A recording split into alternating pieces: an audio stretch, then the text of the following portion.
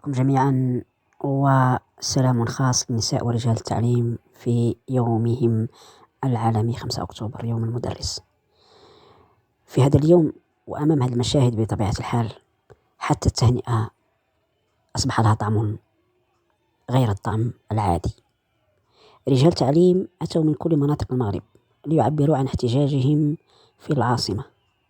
وجهوا بجحافل من رجال الأمن بمختلف تلويناتها، بالزي وبدون زي، وكأن رجال التعليم رجال غير مسؤولين، رجال أتوا من مشارب مختلفة من المجتمع لا علاقة لهم بالتربية والتعليم، وبالتالي يجب ضبط حركاتهم حتى لا تنفلت الأمور.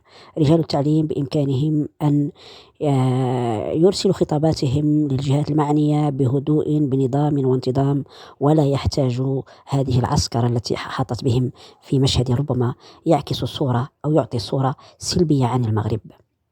رجال التعليم لا يجب أن يعاملوا بهذا الشكل، تحملوا مسؤولية قرارهم كرد فعل عن نظام اعتقدوا أنه سينصفهم وعقدوا عليه آمال لمدة 2.5 سنين في سرية تامة، وضعوا كل ثقتهم في النقابات التي تمثلهم، وإذا بالقانون أو النظام الأساسي يأتي عكس أبسط طموحاتهم. إذن خرجوا في هذا اليوم ليعبروا عن هذا الغضب، وعبروا عنه ولله الحمد بقوة، وقوة لم تكن متوقعة أو ينتظرها الآخرون.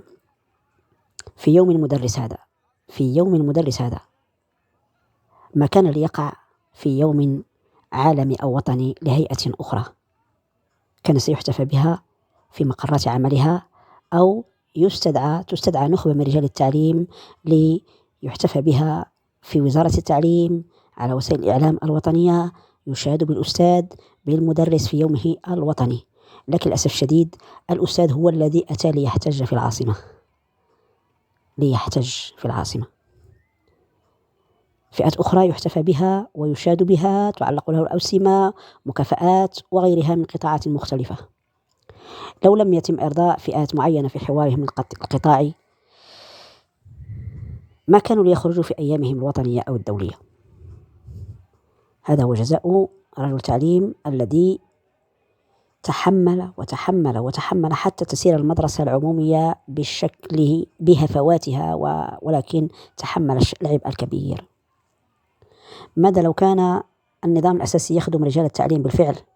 والله لاختار بن موسى واختارت الحكومة أن تعلن عن ذلك يوم المدرس لكي تفتخر بإنجازها وأنها قدمت للشغيلة التعليمية ليحسب لها حتى سياسيا، ولكن هي تدرك بأنها تدس في هذا القانون أو هذا النظام السم في العسل. لهذا تسرعت بالإعلان عنه، ربما في غفلة منا جميعا للأسف الشديد. رجل التعليم يهان بهذا الشكل أمام الكاميرات وعدسات الهواتف، يجر أمام فئات وبشكل لا اعتبار لهذا الأستاذ الذي درس من هم يقفون أمامه الآن بعصيهم وهرواتهم. للأسف الشديد قد يكون هناك ابن يواجه أباه أو أخاه، هذا هو منطق الدولة للأسف.